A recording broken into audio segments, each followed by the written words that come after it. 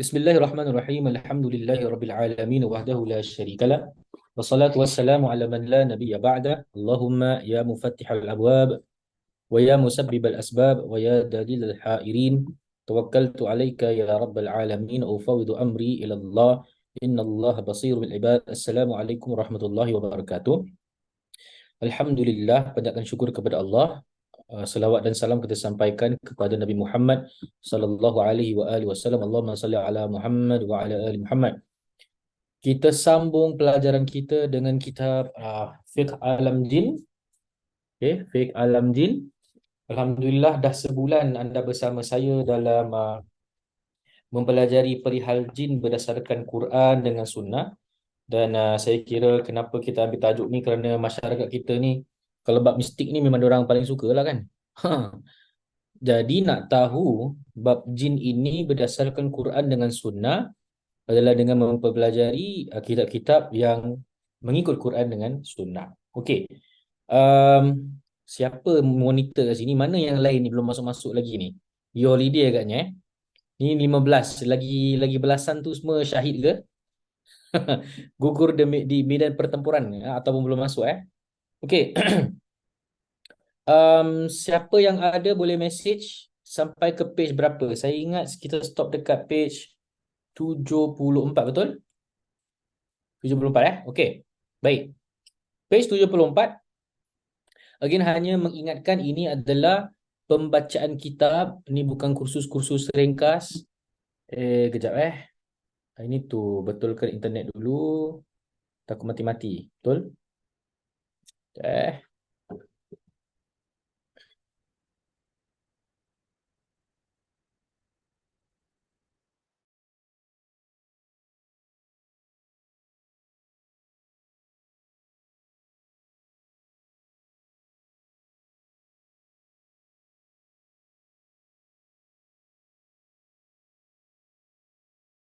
Untuk ambil kitab, baca dari page 1 sampai ke page yang terakhir.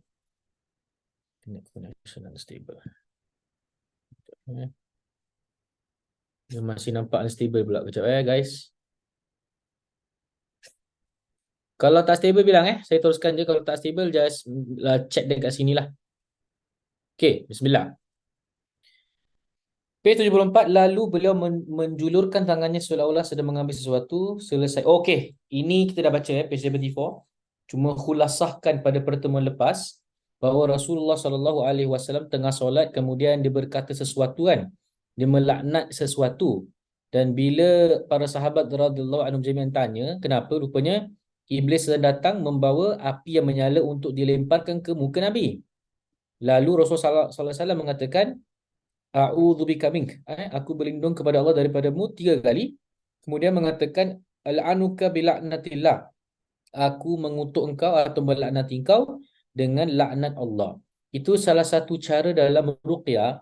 Kalau jin itu jin yang bergedil, bukan bergedil sama goreng. Kalau dia degil sangat-sangat, maka kita gunakan laknat itu. La'anuka bila'natillah. Aku melaknati kau dengan laknat Allah. Kemudian Iblis tu bila Rasulullah SAW dah cakap macam itu, dia tak kunjung mundur, dia tak retreat. Lalu aku ingin menangkapnya. Demi Allah, seandainya bukan kerana doa Nabi Sulaiman alaihissalam, tentulah pada pagi harinya dia sudah terikat dan dijadikan mainan anak-anak penduduk Madinah. Rasulullah SAW berkata, kalaulah tak kerana Nabi Sulaiman saudara kita ni, nescaya aku dah tangkap kau dan aku ikat kau kat pokok dan dibuat main-main oleh budak-budak kecil di Madinah. Okey. So far okey Dengar Ada dengar suara-suara pelik tak? Tak ada kalau dengar suara-suara pelik tu bukan gangguan mungkin suara ni. Suara budak-budak. Okey. Next, dari Abu Hurairah radhiyallahu anhu, Rasulullah SAW berkata, syaitan menggangguku di saat aku solat. Lalu aku tangkap tengkuknya dan ku cekik sampai aku rasa dingin air liurnya di tanganku. Jikalau bukan kerana doa Sulaiman alaihissalam, nescaya paginya dia sudah terikat menjadi tontonan. Okey, sambung lagi. Di akhir pembahasan tentang asal penciptaan jin, bagi yang masuk, kita masih bicara tentang asal usul penciptaan jin itu daripada apa? Daripada api, dan kemudian diperbincangkan api yang macam mana. Ulama ada berbeza pandangan. Syekh Sa'ad menyimpulkan, siapa Syekh Sa'ad? Sa'ad Sa'id, page berapa dia orang tanya tau? So, satu orang tolong jawab page 74. Okey. Syekh Sa'ad Sa'id Ahmad Abdu, seorang ahli ruqyah yang handalan. Nama-nama yang you kena ingat tau antara nak belajar ilmu ruqyah, ni ruqyah syar'i, antaranya Syekh Wahid Abdul Salam Bali. Yang kedua, Syekh Jibrin, ini guru kepada Syekh Wahid Abdul Salam Bali. Okay, my favorite Syekh Abu Al-Barra, Usama bin Yasir Al-Ma'ani. Banyak his methodology works. Okay, metodologi Syekh Abu Al-Barra. Kemudian Syekh Sa'id Ahmad Abdu. Kemudian Syekh Abdullah Sa'dan. Antaranya Syekh Salahuddin Al-Sasaki. Syekh Salahuddin Al-Sasaki ni, kalau tak silap saya, peruqyah daripada Indonesia. Okay, atau pengarang kitab ni Musdar Bustamam Tambusai. Ni orang-orang yang bila saya ambil ilmu itu, saya pastikan ni guru-guru yang legit lah dalam ilmu ruqyah. Bukan pawang-pawang atau bomo-bomo mana-mana nak belajar ilmu ruqyah, jangan salah faham. Baik, sambung lagi. Jadi Syekh Sa'ad menyimpulkan, kalau tak silap saya, Syekh Faizal Hidayatullah, peruqyah dari Indonesia tu yang buat YouTube. Ni guru dia pun sama juga. Syekh Sa'ad Sa'id Ahmad Abdu. Dia bilang, dari upaya kami mencari dalil tentang penciptaan jin dari nas-nas yang telah disebutkan. Kalau sebut nas tu maknanya apa, guys? Nas, nun, sad, nasun maknanya dalil daripada Quran ataupun sunnah. Dalil daripada langit. Makna langit di sini ialah daripada Quran dengan sunnah, daripada Allah Subhanahu Wa Taala. Dia bilang dari nas-nas yang telah disebutkan dan melalui telaah terhadap sunnah kauniyah dan aturan kehidupan makhluk, kami berusaha mencari kesimpulan tentang gambaran keberadaan jin. Dengar bunyi apa tak ada? Okay, masih tak ada. Dan yang tampak bagi kami sebagai kesimpulan yang kuat bahawa tabiat jin itu lebih dekat kepada tabiat gas. Make sense Gas yang panas. Antara campuran elemen api dengan angin. Remember, kita ada bincang pada pertemuan lepas. Apa yang saya temukan sebagai kesimpulan ini hanya diperoleh melalui penelitian terhadap dalil-dalil dan tidak ditolak oleh logik yang sihat. Barang siapa yang menentang pendapat kami, bawalah atau silakan memberikan dalil yang menguatkan bantahannya kepada kami, atau silakan memberikan asumsi atau assumption yang tidak ditolak oleh akal yang sihat serta tidak bisa dibantah oleh dalil yang lurus. Page 75. Jadi ini conclusion daripada dalil Quran dan dalil sunnah, bahawasanya tak larilah kalau sebut api itu asal penciptaan jin adalah gas yang panas. Dan dia halus. Baik, masih lagi page 75. Dalam setiap keadaan, materi asal penciptaan jin. Materi di sini bahasa Indonesia maknanya asal usul ataupun material lah, kita panggil gitu. Meskipun tidak diketahui susunannya, sesungguhnya dia adalah zat alami yang bersifat gas.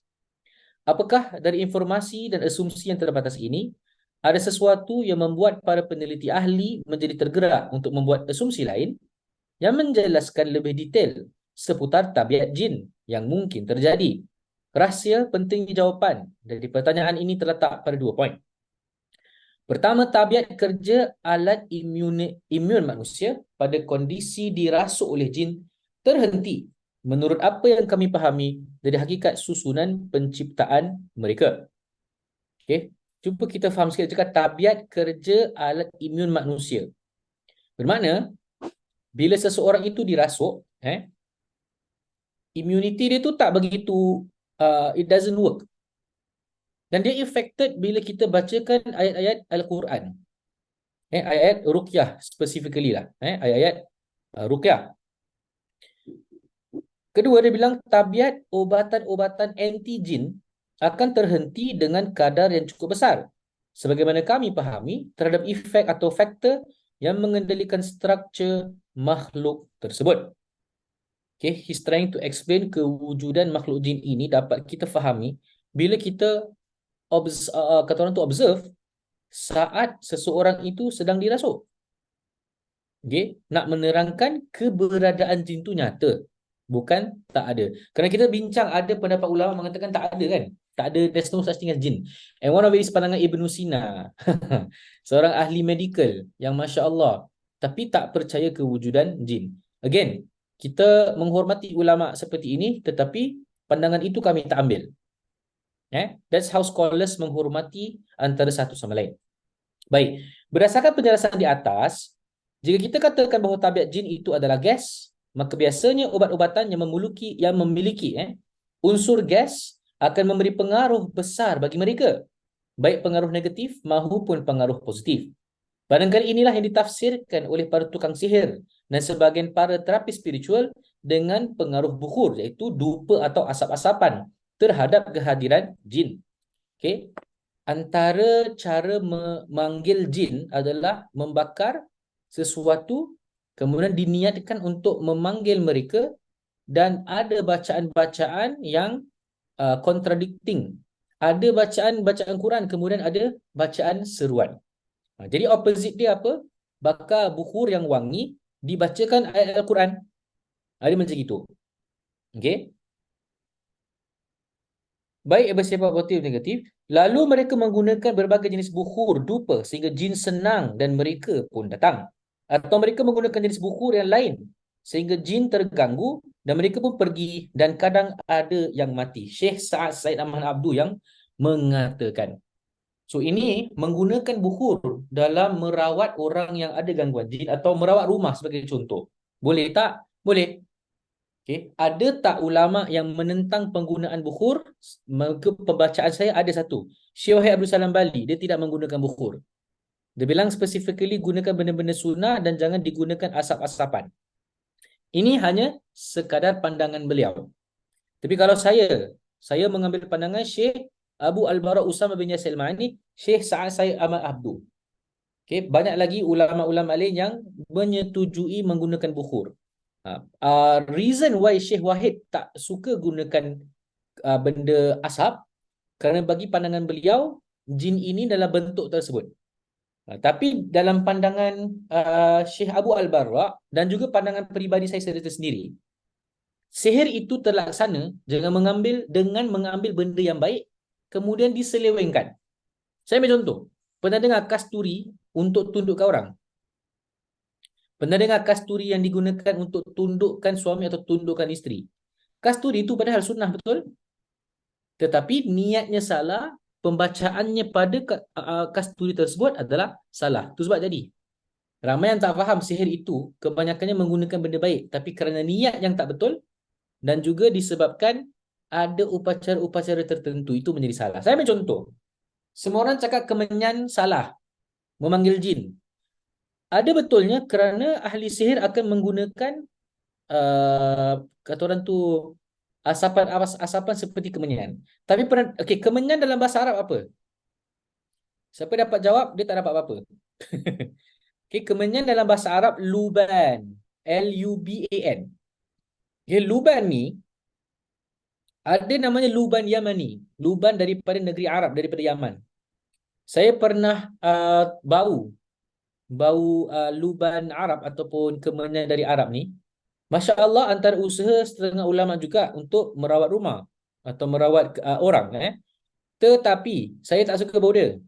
Ini preference. Pasal bau dia buat rasa macam suasana very tense, macam seram gitu. Wallahu a'lam bissawab, hanya sekadar pandangan. Okey. Tajuk yang baru, apakah jin masih berbentuk api? Kan? Okay. Pernah dengar yang Rasulullah SAW pernah naik langit diikuti oleh jin apa? Siapa tahu? Jin apa yang mengikuti Rasulullah SAW sedang naik langit? Jin noti, bukan. Jin ifrit. Dan ifrit sedang membawa bersamanya api. Kalau betul ifrit itu memang bentuk api, buat apa dia bawa kata orang tu benda berapi nak campak pada muka Rasulullah SAW? Begitu juga dengan hadis ini kan. Iblis datang tu nak mencampak sesuatu kepada muka Rasulullah dengan api. Anda benar kalau mereka itu adalah bentuk api, kau abukan je lah macam Street Fighter kan? Betul tak? Tapi tak. Mereka mengambil api untuk dicampakkan pada seseorang lain. Jadi timbul persoalan, jin ni masih berbentuk api ataupun tidak? Okey, jom kita baca page 75.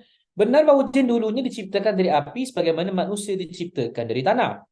Penciptaan makhluk jin pertama, page 76, benar-benar dari api sebagaimana Adam diciptakan dan dibentuk Allah dari tanah. Adapun anak cucunya hanya unsur atau asal penciptaannya sahaja dari tanah. Sedangkan eksistensi wujud manusia sekarang tidak terbuat dari tanah. Jadi kita ni berbau tanah ke? Tidak Kita flesh and blood lah kata orang tu. Tapi asal digunakan adalah tanah. Jadi begitu pula dengan jin. Sekarang dia bukan lagi berbentuk api. Dalam sebuah riwayat dari Imam An-Nasai. Siapa Imam An-Nasai? Okay, dalam ilmu hadis kena tahu ada sunan sittah, 6 ulama yang meriwayatkan hadis. Yang pertama Bukhari, Muslim, Tirmizi, Nasai, Ibn Majah, Abu Daud. Okay, kita panggil sunan sittah. 6 ulama yang kita rujuk dalam ilmu hadis. Dari salah satunya Imam An-Nasai. Okay. Apa? Tadi saya nampak ada komen. Okay. Baik. Sambung lagi. Dalam sebuah riwayat Imam Nasai, Aisyah radhiyallahu anha menceritakan bahawa Nabi SAW pernah diganggu syaitan ketika salat. Okey. Rasulullah SAW pun mencekik dan membantingnya. Kau sedap pun kena banting. Lalu beliau bersabda, tapi itu tidak menunjukkan dalam ilmu ruqyah perlu engkau nak wrestling dengan jin Tak, maknanya dalam ilmu ruqyah perlu nak sembelih jin ke nak bunuh jin. Tu saya paling menyampah. Saya minta maaf sangat-sangat. Kalau dalam ilmu ruqyah, kalau dia berhadapan dengan jin, timbul kata orang tu dialog. Okay. Syekh Wahid Abdul Salam Bali, antara metod beliau suka berbual dengan jin. Syekh Wahid, kalau kita buka kitab Wiqayatul Insan minal Jinni Wasyaitan, ada banyak senario sedang berbual dengan jin. Pandangan saya secara peribadi, saya memang malas nak berbual dengan jin. Saya cakap, kau baik keluar jangan buang masa. Kadang-kadang apa yang jin tu cakap dalam keadaan rasuk, masuk telinga kiri saya, keluar telinga kanan. Kadang-kadang saya jadi konten hiburan dalam podcast. Pasal benda ni merepek. Jadi itu yang orang suka kan. Tapi yang paling saya against lah. Saya tak cakap ni salah. Tapi Syekh Wahid Abdul Salam Bali juga mengatakan bunuh jin tu haram, tak boleh. Apatah lagi kita mengancam jin sampai nak sembelih dia. Pernah dengar? Sembelih jin. Saya tak setuju dengan metod seperti itu. Ada sebahagian ahli ruqyah, dia nak tunjukkan yang kekuatan dia tu pandai nak bunuh jin and all that lah. Ni semua nonsense. Sekarang jin dah kelentung kau pun kau tak tahu. Okay? Cukup sekadar hanya membaca Al-Quran dan lihat jika mereka itu tersiksa. Dan saya ada satu video yang saya pernah lihat. Seorang tu dirasuk jin.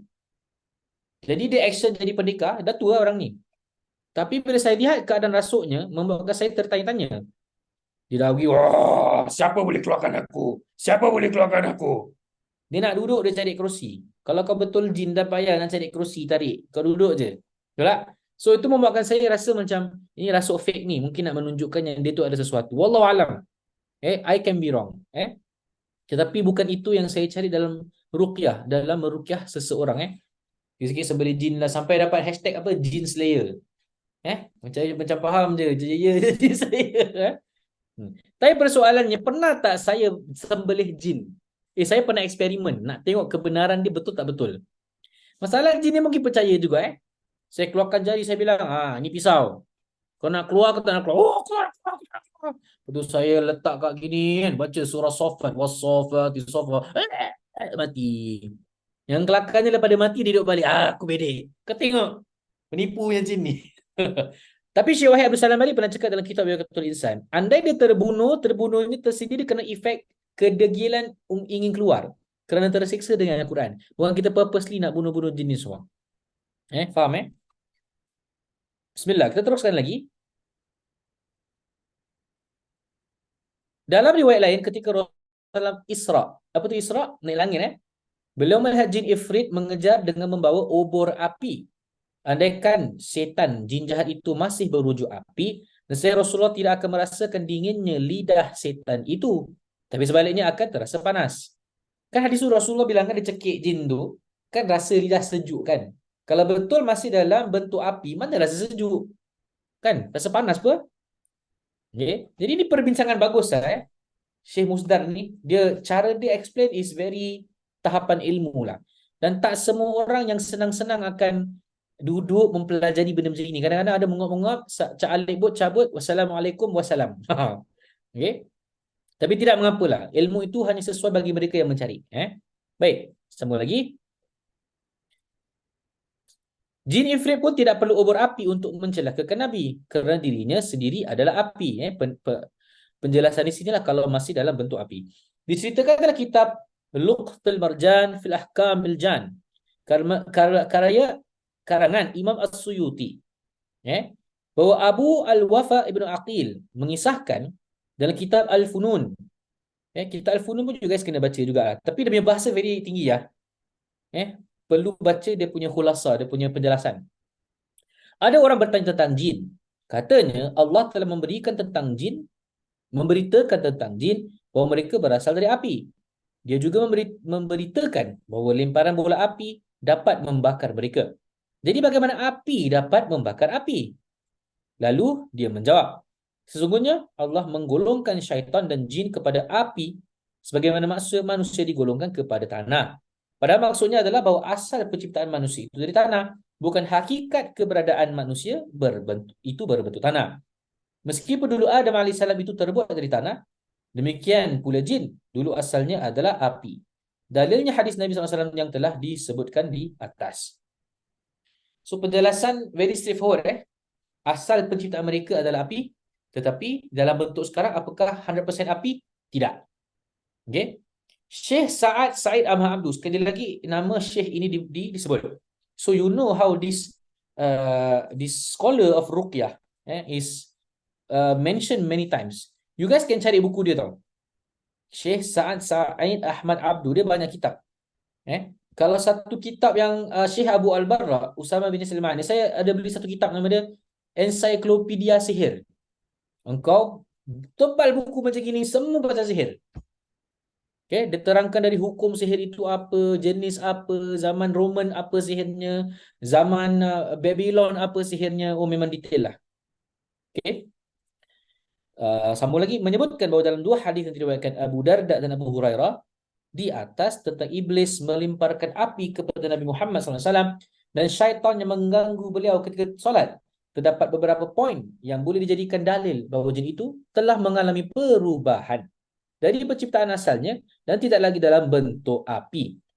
Di antara poin yang pertama ialah Ja'a bi Shihab bin nar, iblis datang membawa api yang menyala. Jika jin itu sebagaimana dugaan mereka diciptakan dari api murni atau masih tetap dalam keadaan berbentuk api, nescaya iblis itu tidak perlu menggunakan api yang menyala dan nescaya cukuplah dia saja yang berupaya menyentuh Nabi. Okay?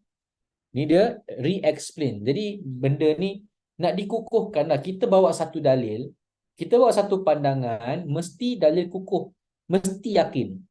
Tu sebab saya berpandangan manusia yang nampak-nampak jin ni adalah gangguan. Kalau ada orang nak attack, silakan attack. Saya ada hujah saya. Tak setuju, tak apa. Faham tak? Mesti yakin dengan dalil dan hujah yang dibawakan. Okay. Baik, sambung lagi. Badruddin Al-Aini berkata, dalam hadis ini terdapat dalil bahawa jin tidak lagi dalam bentuk api. Dan Rasulullah SAW bersabda, sesungguhnya musuh Allah itu iblis datang membawa api yang menyala untuk dilemparkan ke wajahku. Dan beliau juga berkata, pada malam aku di perjalanan ke Isra, aku melihat ifrit mengejarkan dengan membawa api yang menyala. Setiap kali aku berpaling darinya, aku melihatnya. So make sense, kadang-kadang orang nampak tuju-tuju berbola-bola api ni semua kan.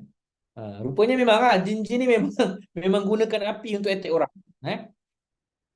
Baik, sambung lagi. Masih lagi page 77. Jika mereka, iaitu jin, masih tetap berbentuk api dan tentu api dapat membakar, nescaya syaitan atau jin ifrit tidak perlu membawa nyala api dan nescaya tangan atau bahagian anggota tubuh syaitan atau jin ifrit boleh membakar manusia jika bersentuhan dengannya. Sebagaimana api yang sesungguhnya bisa membakar manusia jika bersentuhan dengannya. Ini menunjukkan bahawa api sudah menyatu dengan semua unsur penciptaan. Imam Ash-Shibli. Siapa Imam Ash-Shibli? Imam Ash-Shibli bersama juga antara pengarang kitab Gharaib wa Ajaibul Jin. Pun antara ulama yang banyak bahaskan tentang keberadaan jin. Imam Ash-Shibli mengatakan, ia menunjukkan bahawa jin itu tidak lagi dalam bentuk asal penciptaan mereka, iaitu api. Beliau melanjutkan, jika mereka tetap dalam unsur penciptaan mereka yang bersifat api, dan mereka pasti bisa membakar. Nescaya syaitan atau jin ifrit tidak perlu membawa nyala api. Nescaya tangan atau bahagian anggota tubuh syaitan atau ifrit bisa membakar jika menyentuh manusia, sebagai api dapat membakar mereka jika menyentuhnya. Straightforward tak perlu explain. Poin yang kedua, ucapan Nabi SAW, okay. Lalu ku tangkap tengkuknya dan ku cekik. Okay, fakhatatu bi ni fakhaniqat. Okay, khuniqa ni maknanya cekik. Dia bilang, jika jin itu diciptakan dari api murni dan masih dalam keadaan sebagai api, nescaya itu akan memberi efek pada tangan Nabi. Betul tak? Kalau betul dia masih bentuk api, Rasulullah kalau cekik, terbakarlah tangan Nabi. Tapi tak apa. Jika tidak memberi pengaruh seperti membakar, page 78, tangan Nabi, itu menjadi bukti bahawa dia telah berubah dari satu kondisi kepada kondisi yang lain selain api. Hal itu diperkuat oleh ungkapan pada ulama pada poin berikutnya, iaitu yang ketiga. Rasulullah SAW berucap sabdanya, fawajadtu bardalisani ala kafi. Aku merasakan dingin air liurnya di tanganku. Kaf, tangan. Jika jin, sebagaimana anggapan mereka diciptakan dari api murni dan masih tetap dalam keadaan penciptaannya, nescaya air liurnya terasa panas. Tapi Rasulullah rasa sejuk. Kan? Air liurnya terasa sejuk. Demikian pula lidahnya. Akan tetapi lidah dan air liur terasa dingin. Ini menunjukkan bahawasanya dia telah berubah menjadi bentuk lain. Imam Ash-Shibli mengatakan, satu pandangan Imam Shibli yang saya tak setuju kerana saya pernah baca kitab dia, yang dia berpandangan iblis tu adalah daripada golongan malaikat. Setuju tak? Kita tak setuju. Kita tak setuju bahawasanya iblis itu adalah daripada golongan malaikat. So you see, ada pandangan ulama yang ahli dalam sesuatu bidang, tak semua pandangan beliau tu yang kita ambil. Tak percaya baca kitab Gharaib wa Ajaib. Dulu masa saya bertugas di Masjid Al-Firdaus, saya ada buat kuliah jin. Saya ada buat kuliah jin, saya kupas kitab tersebut, Gharaib wa Ajaib. Maybe next kitab kita boleh baca kitab tu Imam Ash-Shibli, Badruddin Ash-Shibli. Dan dia juga dalam kitab ni menyatakan bahawasanya ada satu binatang yang pertama sekali mengingkari Allah dan bersekongkol dengan jin. Siapa tahu binatang apa?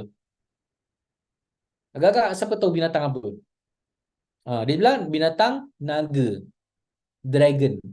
Dragon dalam bentuk seperti ular dan berkaki 4. Ni Imam Shibli sebut dalam kitabnya. Dia bawa hadis. Tapi bila saya kaji, hadis itu tak begitu kuat lah. Tapi itu diterangkan oleh Imam Ash-Shibli. Very interesting. Okay. Imam Ash-Shibli mengatakan ludahnya menjadi bukti bahawa jin itu sudah berubah dari unsur api. Kerana jika dia masih tetap dalam keadaan api, dari mana datangnya rasa sejuk? Sejak bila berapi sejuk kan? Api kan panas. Kemudian beliau berkata menukil Ibnu Uqail, siapa dia api yang dapat membakar? Bagaimana air liurnya terasa dingin? Padahal dia tidak punya air liur. Tapi dia mengatakan syaitan itu memiliki lidah dan air liur yang meleleh dari api yang membakar. Dari situ diketahui kebenaran apa yang kami katakan. Poin keempat, ucapan Nabi. Nescaya paginya dia sudah terikat. Mawthuqa. Dia bilang jika jin itu sebagaimana dugaan mereka diciptakan dari api murni dan masih tetap dalam keadaannya, nescaya tidak mungkin mengikatnya dengan tali atau dengan benda lain, kerana api pasti akan membakarnya. Kalau betul diorang ni daripada api, aku ikat, takkanlah sampai subuh boleh nampak. Kan? Bermakna sudah berubah bentuknya bukan daripada asal api. Ini menunjukkan bahawa dia sudah berubah dari bentuk asal penciptaannya. So banyak poin menunjukkan yang jin sekarang ini bukan dalam bentuk api yang sebenar. Kita selalu dengar jin itu penciptaan api. So kita imagine yang jin itu memang dalam bentuk macam fiery monster gitu lah. Padahal tak. Okay. Kelima, ucapan Nabi, yul'abhi waladan ahlul Madinah, dijadikan mainan anak-anak penduduk Madinah. Jika jin itu sebagaimana juga mereka diciptakan dari api murni dan masih tetap dalam keadaannya, nescaya itu permainan yang dapat membahayakan anak-anak. Kan? Takkan Rasulullah cakap kasih budak-budak main kalau dalam keadaan api, takkan Rasulullah cakap kasih budak-budak main, betul? So that doesn't make sense. Tapi jika dia sudah berubah dari asal penciptaannya, maka perkara ini sesuatu yang logik dan mungkin terjadi. Pandangan saya di sini adalah pengarang kitab ni, Musdar Bustamam Tambusai. Sesungguhnya jin itu diciptakan dari api, tapi tidak lagi dalam keadaan berupa api. Okay? Saya setuju dengan pandangan ini. Mereka sudah berubah dari bentuk api ketika masuk roh ke dalam asal penciptaan mereka. Sebagaimana Allah menciptakan Adam dari tanah, kemudian setelah ditiupkan roh, dia berubah dari tanah menjadi daging, darah, tulang, dan urat-urat syaraf. Demikian pula dengan penciptaan jin dari api. Kemudian dia dimasukkan ruh. Dia berubah dari asal penciptaannya menjadi bentuk lain yang hanya diketahui oleh Allah Ta'ala. Dan tidak lagi dalam bentuk api sebagaimana dugaan sebahagian orang. Di akhir hidupnya roh itu akan dicabut dan dia kembali kepada asal penciptanya. Kita kalau roh dicabut pun kita balik kepada tanah. Make sense Masya Allah. Manusia akan kembali menjadi tanah dan jin kembali menjadi api. Oleh kerana itu, menjadi santer diucapkan manusia, jin bisa terbakar, artinya dia mati. Siapa cakap ini? Syekh Sa'ad Sa'id Ahmad Abduh. Ini kalau tak silap saya, Syekh Sa'ad Sa'id Ahmad Abduh ni datang Malaysia Julai kot. Saya tak ingat. Saya dijemput datang untuk hadirlah. Kan? Tapi saya belum confirm lagi boleh datang ke tak ni. Okey, bab seterusnya, page 79. Kesamaran antara cahaya dan api. Malaikat dicipta dari cahaya, betul? Jin dicipta daripada api. Baik. Kita baca page 79. 3 bulan tak cukup ni. Dia ada sampai 500 page, guys. Tapi tak apa. Kesamaran antara cahaya dan api. Telah disebutkan bahawa malaikat tercipta dari cahaya, an-nur. Sementara jin dicipta daripada api, nar. Satu nur, satu nar. Okay? Nur itu cahaya, nar itu api. Baik, api sendiri dapat menimbulkan percikan cahaya, tapi cahaya tidak dapat memunculkan api. Kesamaran antara cahaya dan api dapat melahirkan sebuah permainan tipu daya yang perlu menjadi renungan sekaligus kewaspadaan kita dari apa yang telah dijelaskan adalah perbezaan yang sangat tipis antara cahaya dan api. Seringkali orang tidak dapat membezakan antara cahaya dan api. Artinya, antara malaikat dan jin sering membuat orang salah menilai. Salah menilai apa ni? Dalam bentuk konkretnya, ada orang beranggapan bahawa kilatan cahaya yang masuk ke dalam tubuhnya adalah malaikat. Padahal itu sesungguhnya adalah jin. Ada orang mengaku malaikat masuk badan dia. Wah, busy Malaikat takkan buat benda bodoh seperti ini Tidak sedikit orang yang memiliki pengalaman tentang cahaya. Tapi juga banyak cerita tentang kesalahpahaman orang tentang cahaya. Ada yang bermimpi melihat cahaya. Lalu setelah terbangun dari tidurnya, ia merasa berada dalam kondisi yang jauh berbeza. Kan? Kononnya malaikat masuk badan Hingga akhirnya melahirkan banyak keluhan dan perasaan yang tidak menyenangkan. Tapi ada juga yang berasa bangga punya pengalaman seperti itu. Kerana ia merasa lebih baik dan punya sedikit kelebihan. Kelebihan apa ni guys? Kita akan sampai pada tajuk dalam kitab ni, orang yang nampak-nampak jin ni. Okay. Why many scholars of Ruqyah disagree bahawasanya nampak-nampak ni adalah kelebihan. Baik. Page 80. Kelebihan itu pun dihubungkan dengan kurnia Allah. Padahal tampak dalam kenyataannya ia sangat jauh dari Allah dan syariat Allah. Tapi sayang ada orang yang ingatkan ini kelebihan. Sah. Belum lagi pengalaman spiritual para ahli zikir yang hanyut dalam zikirnya sehingga seakan ada cahaya putih masuk dan menusuk ke dalam dadanya. Dia merasa bahawa itu adalah cahaya malaikat sebagai kurnia Allah. Adalah kita berhati-hati mengatakan sesuatu yang kita sendiri belum dapat memastikan hakikatnya. Wallahu a'lam bishawab. Okey. Kena hati-hati.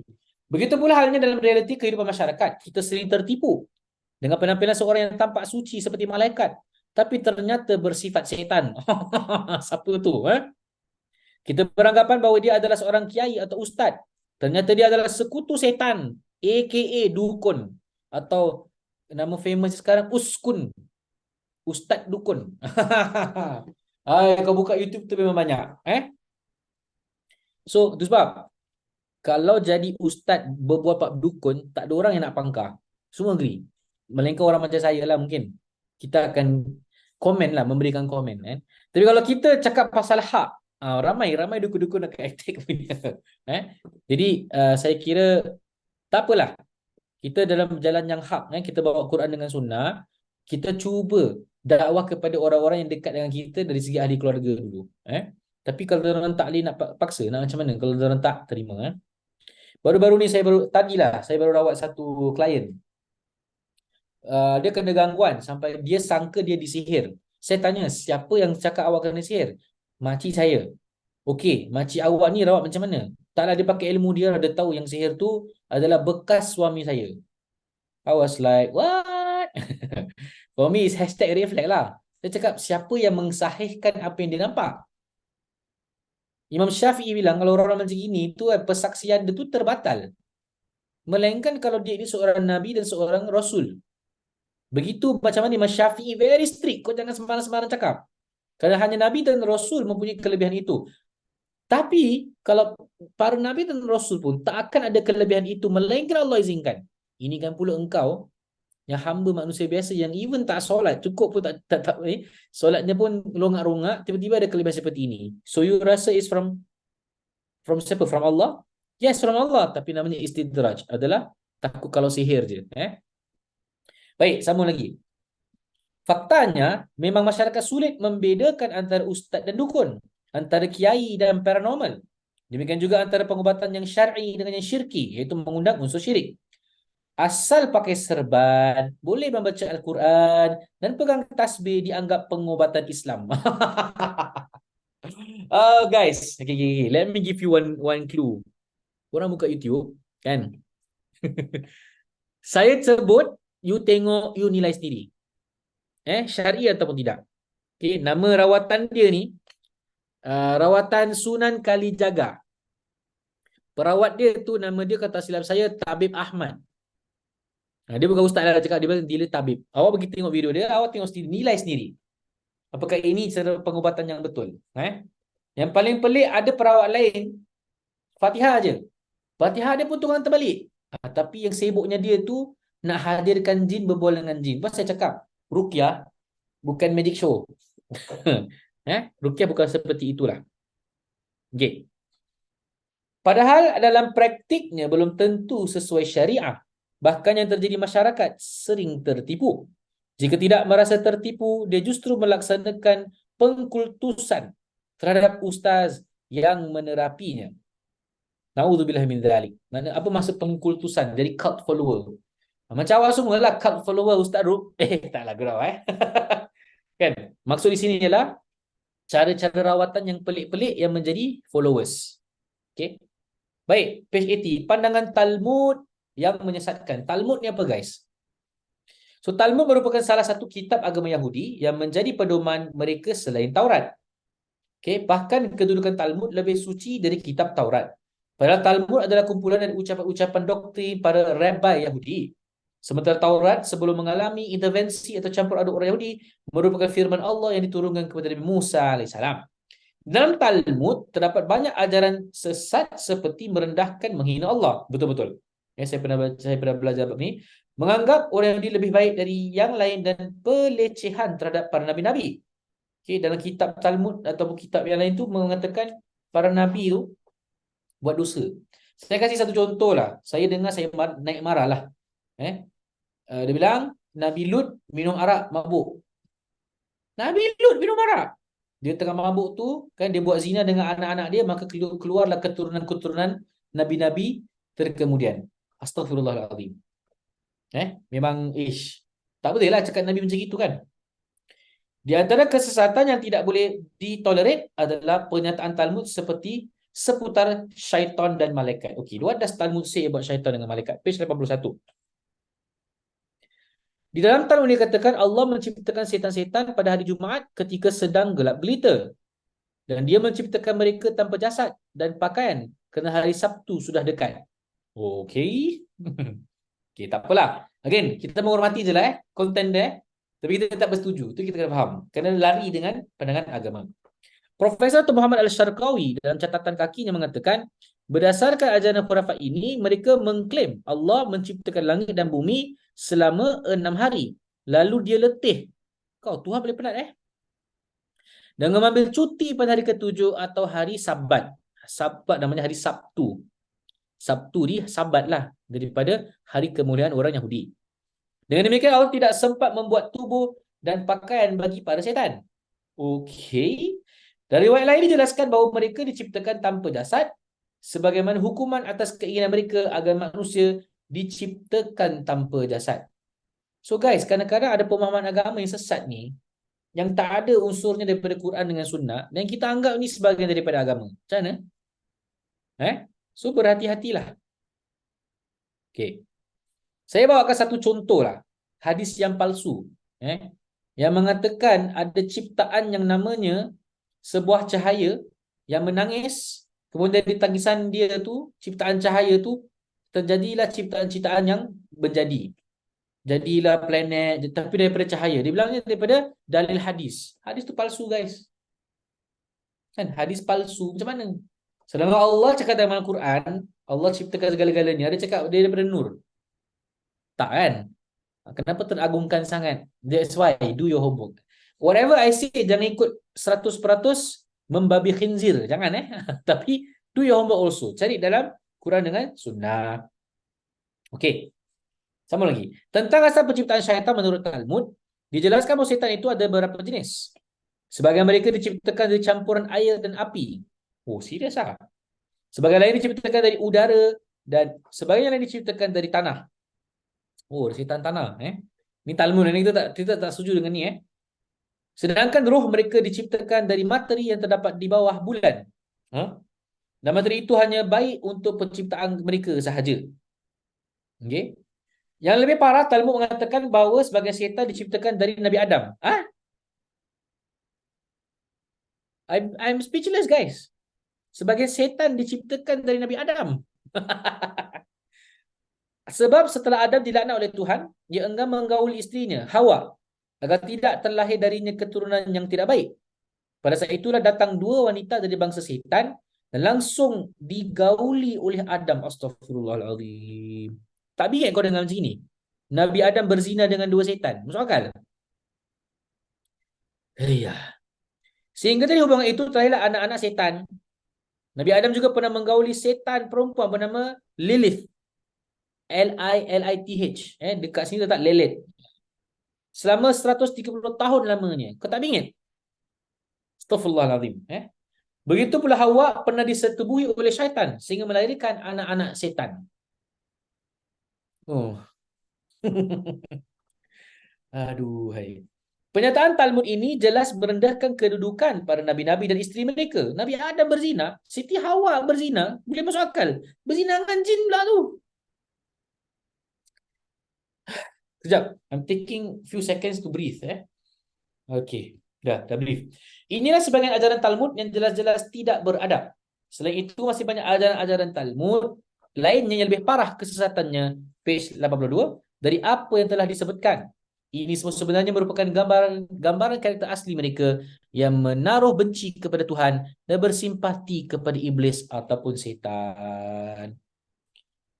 Tajuk baru, guys, page 83, iblis, jin dan syaitan. Ni ada soalan Ni saya tengok sikit. Dia bilang, Syikin Abdullah, dia bilang, Ustaz, Nabi Adam dah ada syaitan ke? Dah ada. Okey, berdasarkan hadis bahawasanya Allah menciptakan Nabi Adam AS.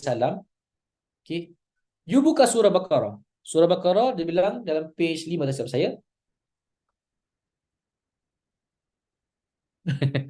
Ada orang mesej saya. Nanti saya share dengan awak Yang rawatan Sunan Kalijaga tu. Oh, ada resort. Rawatan boleh pegang-pegang perempuan. Gila tengok sini nanti YouTube Anggap hiburan je. Jangan ambil ilmu dia. Okey. Balik kepada soalan Syikin, Ustaz, Nabi Adam dah ada syaitan. Buka suratul Baqarah page 5 a'udzu syaitanir rajim. Wa idh qala rabbuka lil malaikati inni ja'ilun fil ardi khalifah. Apabila para malaikat menyatakan kepada Allah, apabila Allah Rabbuka lil malak untuk para malaikat, inni ja'ilul fil ardi khalifah, aku nak jadikan khalifah di muka bumi. Qalu ataj'alu fiha man yufsidu fiha. Qalu, para malaikat berkata, ataj'alu fiha, engkau nak meletakkan di bumi ini man yufsidu fiha, siapa yang akan merosakkannya, wa yasfikud dima, dan menumpahkan darah. So dua benda di sini disebut. Kenapa engkau ya Allah nak ciptakan sesuatu yang merosakkan muka bumi dan menumpahkan darah? Bermakna dah ada creation yang Allah cipta sebelum Allah jadikan manusia sebagai khalifah dalam muka bumi. Faham tak, Syikin? So, Persoalannya ialah, siapa tu?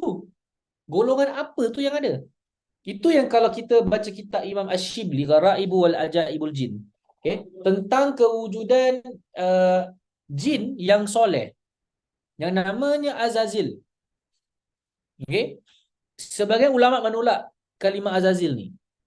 Okay. Tapi pendekkan cerita, seakan-akan di muka bumi itu menurut Allah apa banyak dengan dalam ribuan tahun, banyak kerosakan.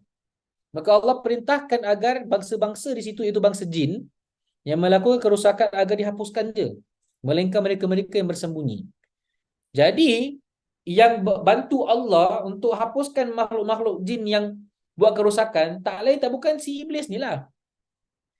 Kan lepas tu Allah cakap, wa idh qulna lil malaikati isjudu li Adam, dan kami perintahkan para malaikat sujud kepada Nabi Adam. Fasajadu, semua sujud, illa iblis, melainkan iblis. Pasal dia dah buat apa yang Allah suruh. Dah naik martabat dia. Dialah jin satu ekor yang tinggal dalam alam malaikat tau, sebagai satu kemuliaan. Tapi bila Allah suruh semua sujud melainkan iblis. Faham tak? So, itu dapat menjawab soalan awak, Syikin. Apa pendapat Ustaz tentang apa ni? Al-Hin. Good question. Dia ada Al-Hin, dia ada Al-Bin kan? Dia ada yang mengatakan golongan Hin ataupun golongan Bin. Ni kalau tak silap saya, kalau awak tengok ceramah daripada Mufti Meng, betul tak? Betul yang bertanya ni, Mufti Meng. Dia ada cakap pasal ni kan. So bab ini banyak pandangan. Yang penting mereka adalah golongan-golongan jin yang diperbuat asal usul mereka daripada api. Bermakna ulama dah bincang dah tentang makhluk jin itu sebab mereka ni hidup lama. Okey. Apakah saya bersetuju dengan pandangan tersebut? Ini adalah pandangan ulama, kita ambillah. Okey, tentang golongan al-hin atau golongan al-bin, ataupun which is right now dipanggil sebagai jin. Bismillah. Kita sambung page 83. Iblis, jin dan setan. So, siapa bapa jin? Apa tu jenis makhluk syaitan Allah dan karakter jahat? Baik. Sebagian orang beranggapan bahawa iblis, setan dan jin adalah tiga makhluk yang berbeza eksistensinya. Pemahaman ini perlu diluruskan berdasarkan Quran dan Sunnah. Oleh kerana itu, pembahasan tentang ketiga istilah ini akan dibahas satu persatu. Now, siapa iblis? Iblis adalah makhluk pertama dari bangsa jin. Nampak? Sebagaimana Nabi Adam adalah makhluk pertama dari bangsa manusia. Pendapat tentang iblis sebagai makhluk pertama dari bangsa jin banyak dipersetujui oleh para ulama di zaman klasik maupun kontemporari. Iblis lebih dahulu diciptakan oleh Allah sebagai disebutkan dalam Al-Quran. A'udzubillahi wal janna khalaqnahu min qablu min naris samum. Surahul Azim. Dan kami telah menciptakan jin sebelum Adam dari api yang sangat panas. So ini pun menambahkan lagi dalil surah Al-Hajj 27 bagi soalan Syikin, bahwasanya dah diciptakan jin sebelum kewujudan Nabi Adam alaihissalam. Kerana kesombongannya, iblis tidak mau bersujud kepada Nabi Adam, page 84.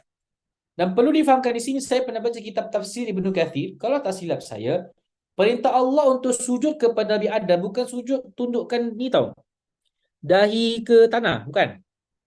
Tapi dalam bentuk salah satu perbuatan solat kita. Siapa tahu perbuatan apa ni? Silakan jawab. Tanda hormat di sini bukan sujud dahi ke tanah, tapi dia satu perbuatan yang kita buat dalam solat. Siapa tahu? Okay, kalau tahu, Ikmar Yazidi, Masya Allah. Ni kita punya student daripada Brunei. Ikmar, anda di Brunei sekarang? Atau di mana ni sekarang ni? Syekh rukuk? Yes. Bila Allah perintah mereka sujud, iaitu dalam dah di Brunei Ikmar Yazidi, Masya Allah. Maknanya adalah dalam keadaan rukuk, tunduk. So guys, bila orang terkena gangguan, you can use this untuk menaikkan motivasi mereka. Bilang mereka, kenapa engkau nak takut dengan makhluk yang di mana para malaikat dulu Allah suruh sujud kepada bapa kita Nabi Adam AS, yang tak sujud ni satu ni, iblis. Ada bunyi apa tu? Korang dengar bunyi puji something? Gangguan ni. Kejap, kejap.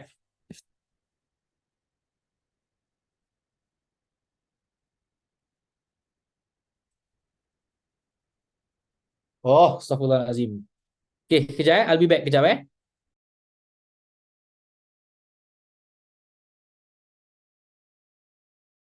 Tak maaf ada gangguan. Tadi ada gangguan Tak maaf Gangguan apa? Gangguan bunyi alarm. Okay. Jadi apa saya cakap tadi? Oh, salah satu cara bagaimana kita nak memahami bahawa manusia itu mulia. Kerana Allah dah perintahkan para malaikat sujud kepada bapa kita Nabi Adam AS sebagai tanda hormat dan tanda cinta. Jadi bila kita diganggu, supaya kita tak confident dengan diri kita sendiri, yang kita ni tak mulia. Yang jin ni lebih mulia untuk mengganggu kita. So it's all about here. Hati. Bila hati kita berkeyakinan yang kita ni mulia di sisi Allah, kau rasa jin tak rasa bingit? It's all about the playing tricks on your mind. Kerana mereka nak membuatkan kita tidak yakin kepada Allah Subhanahu Wa Taala. Okey, sambung. Page 84. Hingga akhirnya dikutuk di lana selama-lamanya. Oleh kerana itulah disebut iblis yang bererti putus asa, ablasa min rahmatillah. Iblis tu maknanya yang terputus dari rahmat Allah. Adapun namanya ketika bersama malaikat sebelum ia dikutuk adalah Azazil.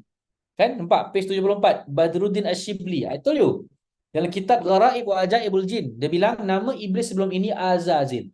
Walaupun ada sebagian ulama yang tidak mengambil dalil ini sebagai dalil yang kuat. Cuma kita faham dalam history dia tu, yalah mungkin namanya Azazil sebelum dinamakan iblis. Sama lagi, secara bahasa iblis diambil dari kata ablasa atau membalasa. Artinya berputus asa, ya'is, dari rahmat Allah. Dalam bahasa Arab, orang yang diam tidak dapat lagi menyampaikan argumentasi, manja bila aku tiba-tiba mantasi gitu. Argumentasi, minta maaf. Atau jawapan dia katakan qad ablasa, iaitu sudah diam.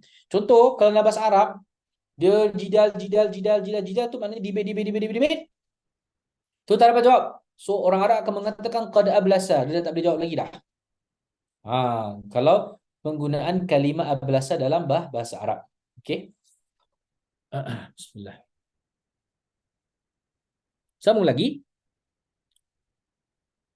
Iblis dengan kesombongannya telah melakukan sebuah kesalahan besar di hadapan Allah sehingga Allah memperlihatkan kekuasaannya pada diri manusia yang kemudian dinobatkan sebagai sebaik-baik makhluk. Jadi iblis tak happy lah. Azazil ni tak happy.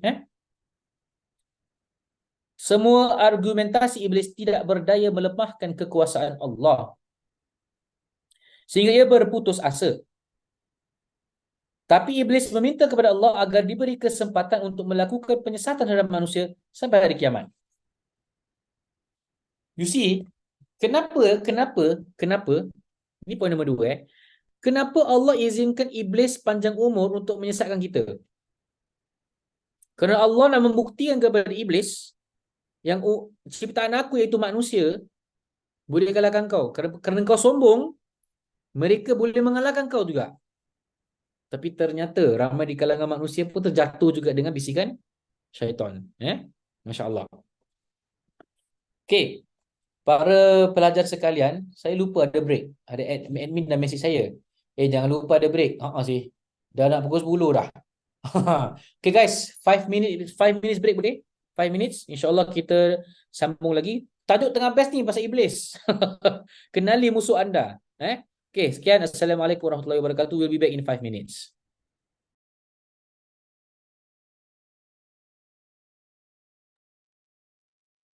Bismillahirrahmanirrahim. Assalamualaikum warahmatullahi wabarakatuh. Okay, bismillah. Kita sambung lagi Yang pertama, siapa di kalangan awak yang nak beli buku, silakan komen atau silakan contact admin.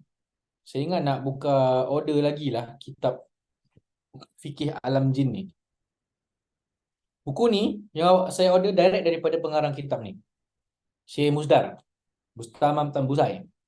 Okay, kalau siapa yang tak ada buku nak order, nanti kita ambil order from you guys lah. Nanti saya order daripada apa ni. Okay, bismillah. Dan saya dah cakap dengan dia dah. InsyaAllah nanti kita, siapa yang berjaya baca semua kitab ni bersama saya, nanti dapat certification Certification as in completion daripada dia dan juga daripada saya lah. Okay, means satu ilmu dapat diraih, kurang macam ijazah gitulah. Baik. Kita sambung lagi. Page 84. Iblis tidak berdaya melemahkan kekuasaan Allah sehingga ia berputus asa. Tapi Iblis meminta kepada Allah agar diberi kesempatan untuk melakukan penyesatan terhadap manusia sampai hari kiamat. Ablasa atau al-iblas bermakna patah hati atau bersedih. So Iblis ni actually sad creature lah sebelum dikutuk oleh Allah Subhanahu Wa Taala. Iblis bernama Azazil kerana ia membangkang perintah Allah untuk sujud kepada Nabi Adam. Maka dia diusir dari syurga. Sehingga sejak itu Iblis menjadi makhluk Allah yang terlaknat dan tidak akan mendapatkan rahmat selama-lamanya. Because dia berani question Allah sih guys. Iblis question Allah. Dia tahu Allah cipta dia ni. Dan dia lah makhluk pandai. Tapi dia go against Allah. Ni Iblis ni perangai. So, jangan jadi Iblis. Iblis bukan malaikat. Di dalam tafsirnya, Imam At-Tabari menukil perkataan Imam Ibn Zaid. Iblis adalah bapaknya bangsa jin. Sebagaimana Nabi Adam adalah bapaknya manusia. Senada dengan perkataan Imam Ibn Shihab Az-Zuhri yang dinukil oleh Imam As-Suyuti dan Luqatul Marjan fil Ahkamil Jan. Oleh kerana itu, tidaklah pantas jika dikatakan Iblis adalah golongan malaikat. Seorang ulama tafsir dari Jaris Tabi'in, iaitu Imam Al-Hasan mengatakan, Iblis itu bukan dari bangsa malaikat, walaupun sekedip mata. Sesungguhnya benar-benar merupakan asal dari bangsa jin, sebagaimana Adam asal dari bangsa manusia.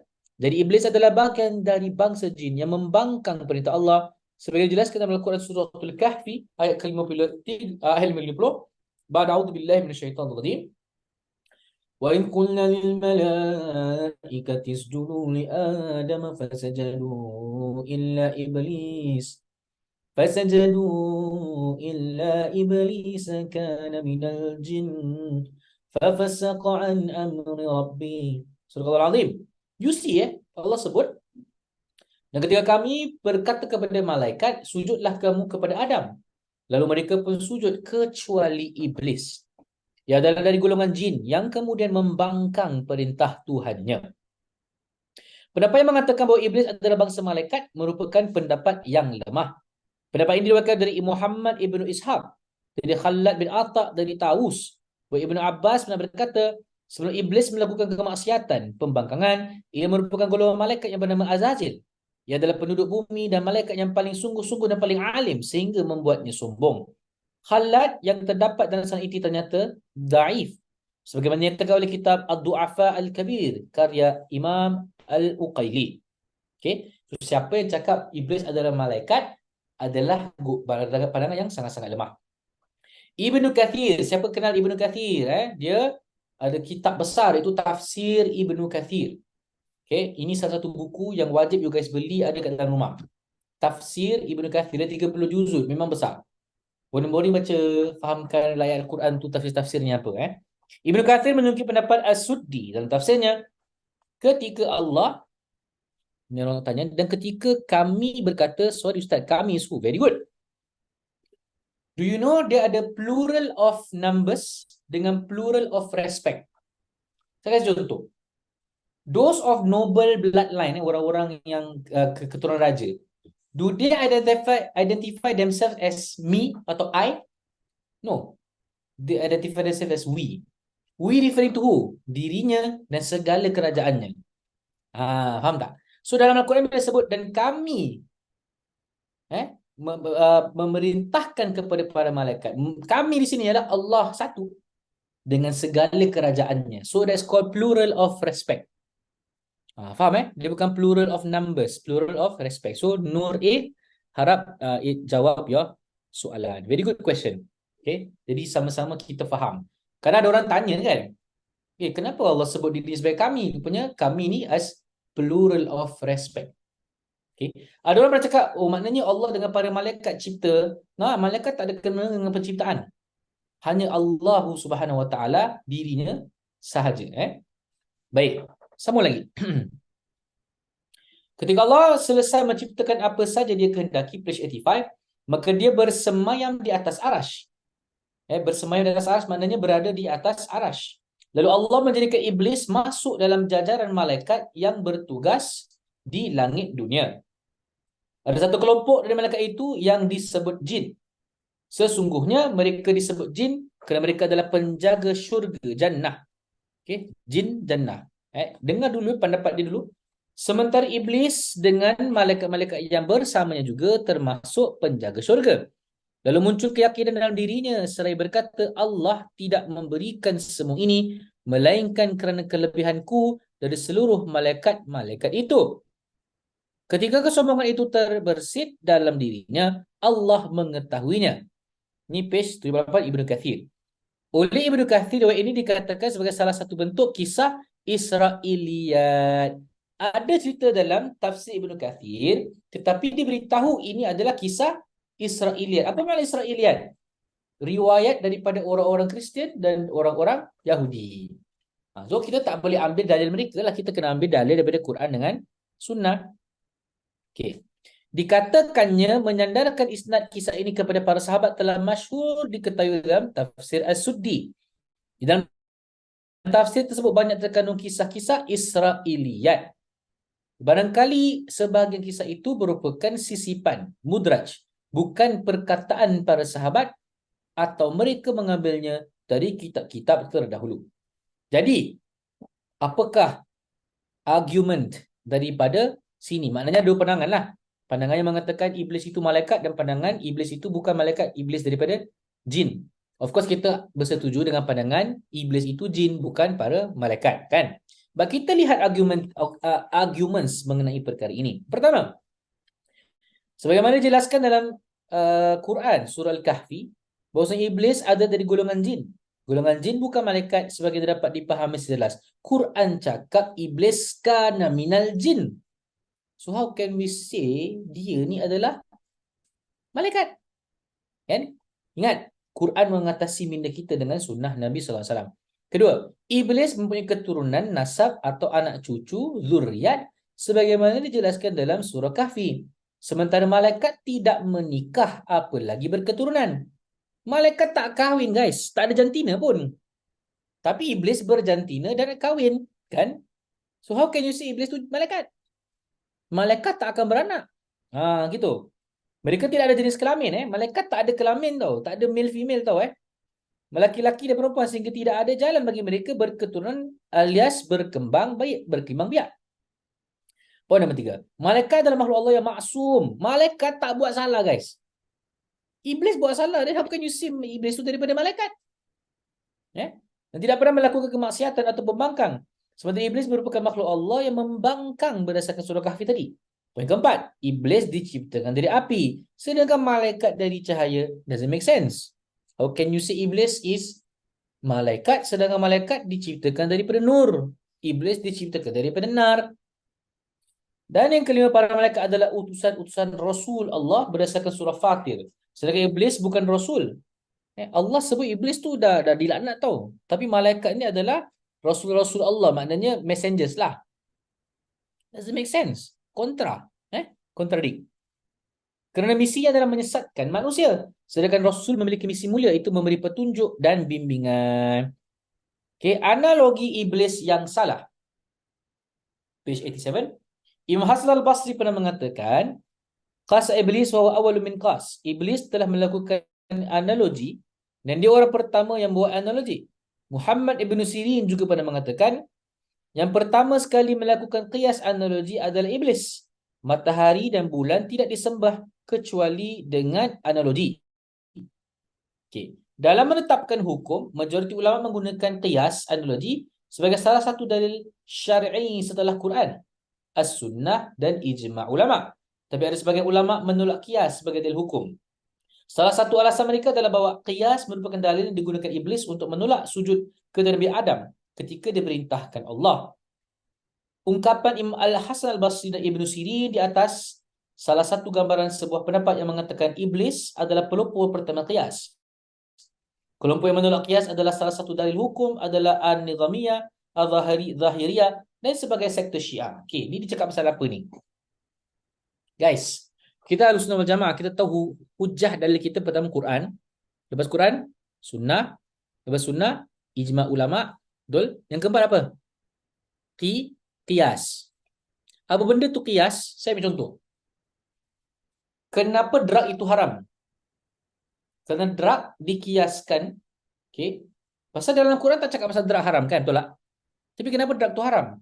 Kerana dikiaskan, disamakan bahawasanya arak minum mabuk, itu sebab diharamkan. Jadi drug akan menimbulkan kemabukan, itu sebab juga ianya diharamkan. Faham? So ini namanya qiyas. Sebahagian ulama, dan I don't see ulama ahli sunnah tahu one of it is Az-Zahiriyah, An-Nizamiyah dan sebagai sektor Syiah lah. Dan cakap the first person to use qiyas adalah iblis. That's why kita tak pakai qiyas. Tu diorang hujah lah. For me, it doesn't make any sense. Okay, because in fact, kita menggunakan banyak kekiasan untuk menerapkan atau mengeluarkan hukum. Faham tak? Faham Siapa tak faham? Tak faham, bilang saya explain lagi sekali. Dia cuma nak bilang qiyas ni, kenapa ulama tak pakai. Sebagai ulama yang minority, dia tak menggunakan qiyas sebagai mengeluarkan hukum. Kenapa? Kerana iblis pakai qiyas. Apalah. Tapi again, ni pandangan ulama, I just respect lah. Cuma I don't agree, of course. Okay? Dalil yang digunakan oleh penolak qiyas adalah logika dengan page 88 mengemukakan hujah alasan iblis ketika berkata, ini ayat ni lah, apa yang menyebabkan menghalangi untuk bersujud kepada Adam di waktu aku menyuruhmu? Apabila Allah menyuruh sujud, Allah tanya iblis, kau kenapa tak nak sujud? Iblis berkata, ana khairu minhu, saya lebih baik daripadanya. Okay, engkau ciptakan saya dari api, sedangkan dia engkau ciptakan dari tanah. Ibnu Jarir At-Tabari, siapa Tabari sama juga seorang ahli tafsir, ada nama kitabnya Tafsir At-Tabari, mengatakan bahawa qiyas ini maksud kuliah Hasan Al-Basri dan Ibnu Sirin sebagaimana dilakukan oleh iblis adalah qiyas yang keliru. Secara detail dapat dijelaskan bahawa kesalahan analogi iblis itu dilihat dari beberapa aspek. Okey, saya explain So ustaz, apa benda ni pasal kias-kias ni? Okay. Iblis mengkiaskan yang dirinya baik kerana dia dibuat daripada api, sedangkan Adam dibuat daripada tanah. So kiasnya api dengan tanah lagi bagus. Bagi dia api lagi bagus. So sekarang ni dia nak explain kenapa kias yang macam gini ni kias yang merepek lah, kias yang salah. Okay. Pertama, analogi iblis berhadapan dengan nas. Ketika ada nas, maka kias tidak berlaku. Kaedahnya dari ilmu usul fiqh. Guys, ini dah mendalam ilmu fikir ya. Takut korang pening. Saya am a graduate in Syariah. I'm a degree graduate in Syariah. So all this kita belajar tau. Okay. Saya explain pelan-pelan Belajar ilmu usul fiqh is belajar keluarkan hukum tau. Fikih tu hukum. Okay. I'll try to make it simplified jadi korang faham Okay. Pertama, ketika ada nas maka kias tidak berlaku. Bermakna kalau ada dalil Al-Quran dan Sunnah mengatakan tak boleh, masih boleh pakai kias? Tak boleh. Kias digunakan bila tak ada Quran, tak ada Sunnah, tak ada ijma' ulama'. Faham tak? So dalam hal ni dia bilangnya kat sini, analogi iblis berbeza dengan nas. Ketika ada nas maka kias tidak berlaku. Kaedahnya usul fiqh la qiyas ma'an nas. Okay? Ibnu Al-Jauzi tafsir Zadul Masir, Ibnu Al-Jauzi pun sama untuk ulama yang hebat berkata terjadi kesalahan dari iblis ketika ia melakukan analogi atau qiyas ketika ada nas. Okay? Tersembunyi baginya kelebihan tanah dari api. Ibnu Qayyim dalam kitab As-Sawa'iqul Mursalah, kesalahan logika seorang syekh ketika bertentangan dengan wahyu. Hal ini dilihat dari beberapa aspek. Salah satunya bahawa demikian itu adalah qiyas yang dihadapkan dengan nas. Ketika qiyas bertentang dengan nas, maka merupakan qiyas yang batil. Ini disebut dengan istilah qiyas iblis, analogi iblis. Okey, apa dia explain di sini? Macam ni. Nas maknanya Quran Sunnah, betul, perintah. So bila ada perintah, qiyas tak dipakai. Okey. Sekarang ni ada perintah suruh sujud. So dah ada perintah kan, boleh menggunakan qiyas tak? So sekarang iblis tak nak sujud, dia gunakan qiyas dia. Aku lagi bagus apa? Dia bertentangan dengan perintah Tuhan. Itu dia nak explain. Tu je. Pening ni. Welcome to my world lah Belajar hukum fikir. Page 89. Yang kedua. Analogi iblis adalah qiyas ma'al farik. Apa tu qiyas ma'al farik? Qiyas yang tak masuk akal dan tak boleh digunakan. Ibnul Qayyim al-Jauziyah berkata, ucapan iblis ana khairun minhu, aku lebih baik dari dia, adalah kedustaan sedangkan landasannya batil. Kerana tidak otomatis dengan keutamaan suatu materi atas materi lain menyebabkan mulianya satu makhluk dari makhluk yang lain.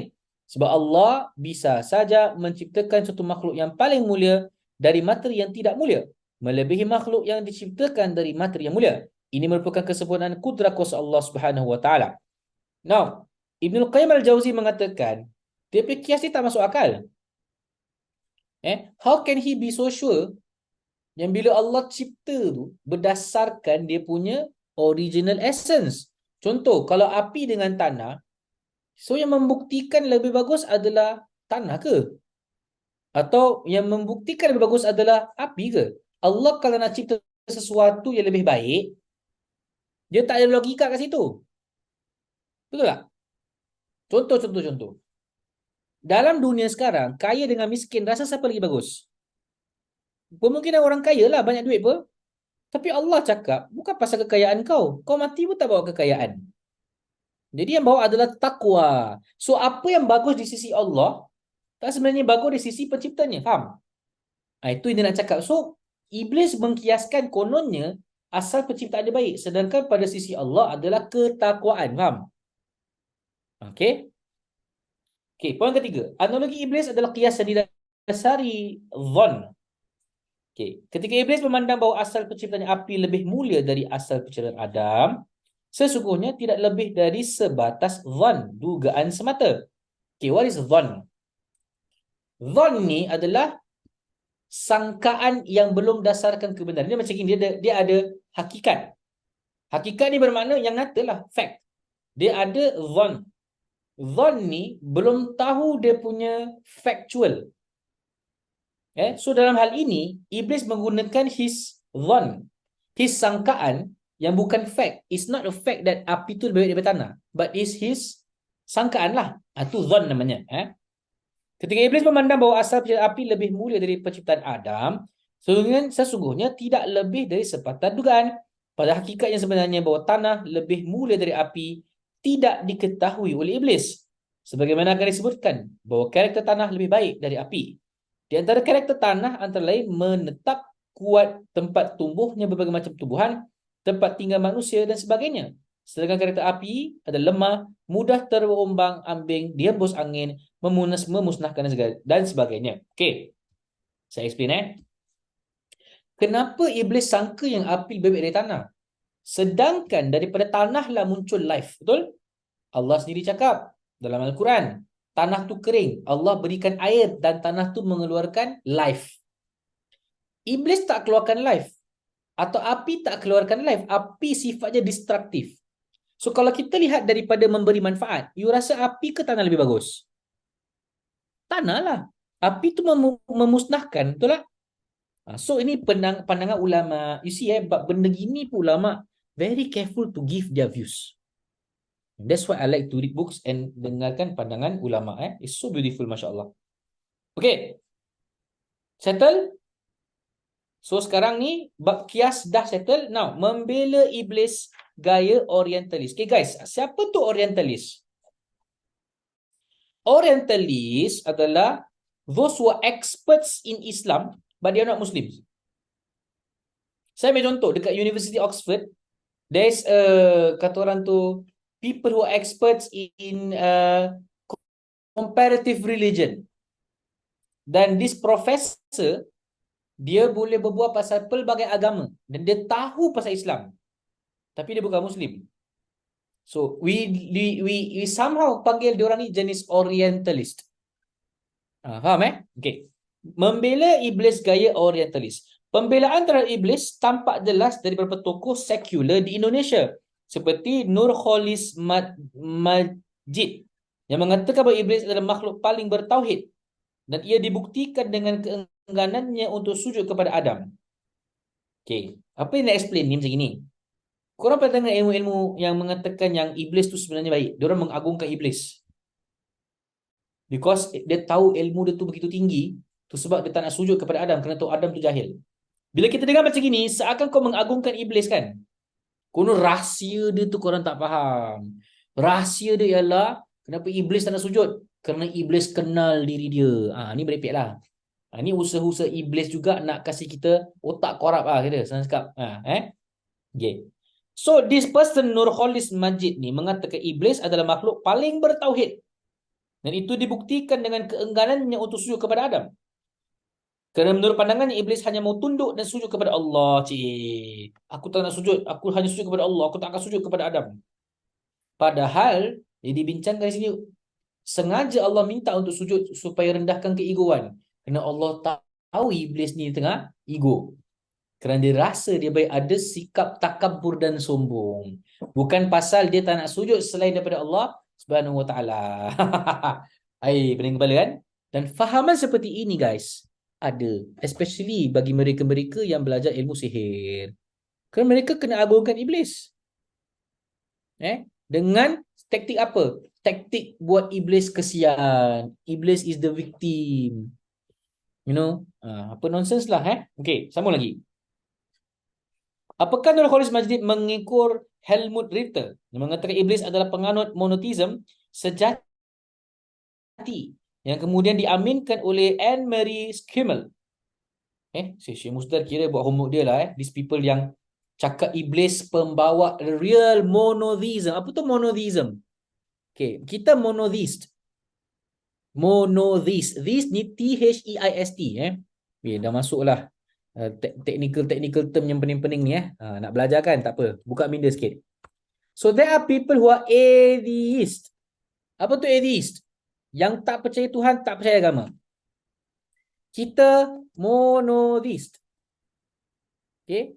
Now, saya tak jawab soalan. Selain daripada Islam yang namanya monotheist, iaitu percaya kepada Tuhan yang satu, ada lagi dua agama yang dipanggil monotheist. Siapa tahu? Agama apa? Lagi dua agama dipanggil monotheism. Surprisingly, one of it is called Christianity, betul? Dan another is Judaism. So agama Yahudi dengan agama Christianity ini monotheist. Ustaz, tapi orang Kristian cakap Tuhan tu tiga apa? Ya, dalam bentuk satu, pecah tiga, still satu. Faham tak? Okay. Now, dia ada orang yang polytheist. Iaitu banyak sembah Tuhan yang bukan satu. Kasih contoh polytheist, example Hinduism lah. Hinduism Again, kita tak setuju dengan pandangan diorang, but kita tetap wajib menghormati diorang lah. Okay. Baik, sambung lagi. Now, Anne-Marie, sabar. Mana tadi? Dalam kata pengantar buku Satan's Tragedy and Redemption, iblis ini Sufi Psychology karya Peter J. Anne-Marie mengatakan, sejak saya mulai meneliti puisi-puisi Iqbal, figure setan yang beraneka ragam telah membuat saya tertarik. Amboi. Dan ucapan Helmut Ritter dalam syair page 90, kepahlawanan Attar, bahawa setan pada dasarnya menjadi lebih bersifat monoteistik daripada Tuhan sendiri. Busy. Inilah namanya satanis bagi saya. Kau mengagungkan setan sentiasa membuat saya kagum. Siapa cakap? Peter J. On. Okay. So dia cakap ini satu thesis tau saya bilang Dia bilang ni daripada thesis 1983. Buku ni pada awal merupakan hasil penelitian tesis doktoral yang dipresentasi untuk pertama kali di Universiti Harvard. Sejak itu, penelitian itu mengalami berbagai koreksi, penambahan dan revise bagaimana ditulis oleh Peter J. On. Aduh, macam-macam hal. Okay. Ready for more? Boleh absorb tak? Masih boleh absorb Ni ilmu ni ilmu. Beza kan duduk kelas ni dengan dengar saya podcast. Dengar podcast tu memang kosong lah. Banyak cerita hantu je banyak. Tapi kita nak tarik orang-orang awam supaya pelan-pelan supaya faham apa tu ruqyah, apa tu pemahaman agama tentang ini dan itu. Sebatas apa yang orang awam boleh terima. You guys dah kira level advance sikit lah. Intermediate. Sambung. Gowal dan 925. Subhanallah. Lagi 5 minit je Sekejap sih. Page 90. Pendapat yang mengatakan bahawa iblis adalah penganut tauhid murni yang menyebabkan ia akan masuk syurga merupakan pendapat keliru dan menyesatkan. Kerana Al-Quran sudah sangat jelas mengatakan Bahawa iblis adalah makhluk dari bangsa jin yang membangkang, iaitu membuat maksiat. Maksiat ni dia bukan benda-benda yang seksual je. You tak solat, itu maksiat besar dah. Melanggar Allah. Kemudian alasan iblis tidak mau sujud bukan kerana tingkat ketauhidannya yang tinggi seperti dikatakan para orientalist dan kaum sekular alias liberal, tetapi kerana kesombongannya merasa lebih mulia dari Adam. Hal itu terlihat dalam dialog antara Allah dan iblis yang diabadikan dalam surah Sad ayat 75 hingga 76. Okay, ba'da'udzu minasyaitanir rajim. Kenapa saya pilih untuk baca Quran? Dapat pahala. Baca Quran dapat pahala. Satu letter 10 pahala. So kalau saya baca ni, pahala saya banyak lah. Yang mendengar pun dapat keberkatan kerana mendengar ayat Quran. A'udzu minasyaitanir rajim. Qala ya iblis ma mana'aka an tasjuda lima khalaqtu biyadayya astakbarta am kunta minal 'alin. Qala ana khairun minhu khalaqtani min nar wa khalaqtahu min tin. Surah Al-Azim bermaksud, Allah bertanya, wahai iblis, apa yang menghalang kau untuk sujud kepada makhluk yang aku ciptakan dengan kedua tanganku? You see, Allah jelaskan dalam Al-Quran, Allah mencipta manusia dengan tangannya sendiri. So, tangan di sini, you guys tak boleh imagine tangan macam ini. Tidak. Tapi Allah menjelaskan dengan zat tangannya sendiri. Dalam keadaan macam mana, kita tak boleh tahu. Yang penting tangan yang Allah jelaskan di sini, ataupun kekuasaannya. Allah sebutkan, yang dia cipta dengan tangan aku sendiri. Bermakna nak bilang iblis, ini ciptaan aku paling special tau. Asal kau tak nak sujud. Ada iblis cakap, yang bahawasanya aku adalah penyembah engkau sahaja, aku tak nak sembah kepada manusia. Tak, iblis jawab, aku lebih baik dari Adam. So kat mana yang kau rasa ni, yang iblis ni pembawa tauhid yang utama? It doesn't make sense. Tak tahu nak cakap apalah. Jadi itu adalah pandangan nafsu semata. That's why I said, minda ni jangan pakai logika tanpa Quran Sunnah. Kau tidak boleh sesat. Tak pasal-pasal kita ni boleh jadi terikut iblis pula. Na'udzubillah. Okay. Apa yang dijadikan iblis sebagai alasan untuk tidak mahu sujud, page 91, hanyalah bukti keras kepalanya. Ta'annud. Siapa keras kepala, maka perangai kau macam iblis. Gurau-gurau.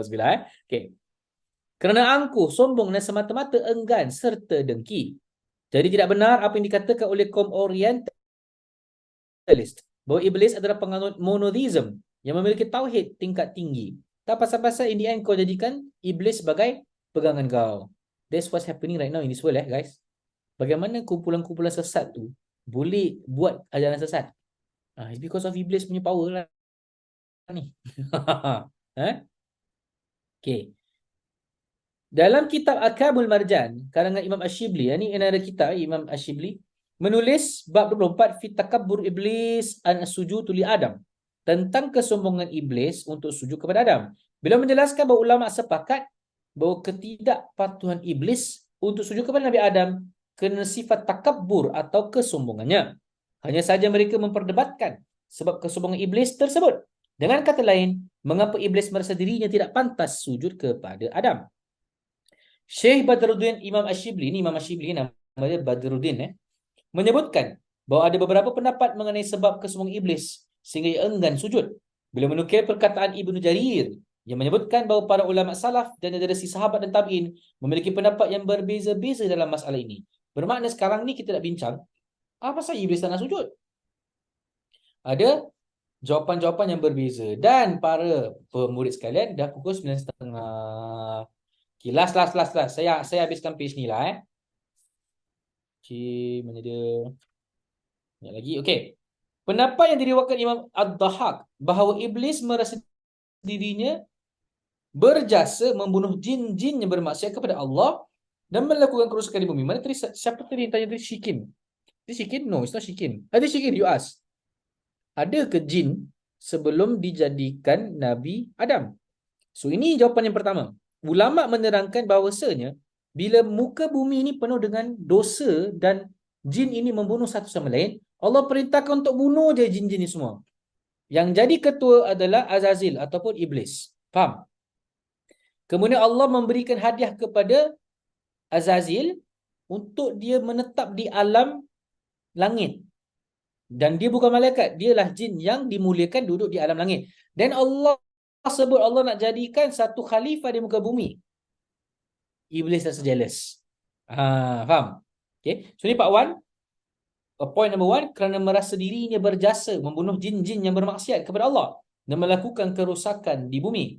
Dia merasa ini kelebihan yang tidak dimiliki siapa pun selain dirinya sehingga dia sombong. Point nombor 2, ini pandangan ulama. Pendapat yang diriwayatkan Ibnu Abbas bahawa iblis merupakan raja di langit dan bahkan raja di kawasan antara langit dan bumi. Hal itu disertai pula dengan ketekunannya beribadah serta ditugaskan pula menjadi penjaga syurga, khazinul jannah. Itu membuat dirinya sombong. Which makes sense. Kenapa Nabi Adam bila Allah jadikan Nabi Adam, Allah cakap, duduklah kau di taman syurga, betul? Okay, mana ayat tu? Duduklah anda dalam surah Baqarah. Wa zawjukal jannah wa kula minha ragadan haitsu syi'tuma wa la taqrabu hadhihi shajarata fatakuna minadh dhalimin. Allah berdoa. Dia kata kepada Allah, duduklah kau di taman syurga dan jangan mendekati taman ini. Wala taqraba, jangan engkau berdua Adam dan Hawa taqraba mendekati hadhihi syajarah di pokok. Dan Allah sebut fa'azallahum asyaitanu anha. Maka mereka berdua dibisik untuk makan buah tersebut. Siapa yang bekerja? Iblis lah. Pasal dia pernah jaga surga. Gitu. Yang seperti terangkan Ibn Abbas lah. Khazinul jannah. Pendapat ketiga. Pendapat diriwayatkan Ibn Abbas bahawa iblis termasuk ciptaan Allah yang tersisa. Sehingga ketika diperintahkan untuk taat kepada Allah, mereka enggan. Ibn Abbas meriwayatkan bahawa sesungguhnya Allah menciptakan makhluk. Lalu dia berkata, sujudlah kamu kepada Adam. Lalu mereka menjawab, kami tidak akan melakukannya. Sehingga Allah mengirimkan api dan membakar mereka. Kemudian Allah menciptakan lagi, page 62, makhluk lain dan berkata, sujudlah kamu kepada Adam. Dan mereka juga enggan untuk sujud hingga Allah mengirimkan api untuk membakar mereka. Kemudian Allah menciptakan lagi dan berkata, sujudlah kamu kepada Adam. Lalu mereka menjawab, ya. Ibnu Kathir berkata, riwayat ini aneh. Sanadnya hampir tidak sahih kerana di dalamnya terdapat lelaki-lelaki yang tertuduh rajul muttaham. Okay, ini pasal riwayat. Kalau orang tu dikenali sebagai penipu, kita tak boleh ambil riwayat langsung. Okay, dia terangkan di sinilah. Sehingga tidak dapat dijadikan hujah. Wallahu a'lam. Versi lain mengatakan iblis adalah termasuk sisa jin yang pernah tinggal di bumi dan membuat kerosakan di atasnya serta menentang Allah sampai akhirnya mereka diperangi para malaikat. Sebuah riwayat menyebutkan bahawa iblis adalah bahagian dari jin yang pernah dihalau oleh malaikat. Lalu sebagian malaikat menjadikan iblis sebagai tawanan dan membawanya ke langit. Riwayat lain menambahkan, ketika malaikat memerangi jin-jin yang membuat kerosakan dan pertumpahan darah di bumi, mereka menawan iblis yang masih kecil dan membawanya ke langit.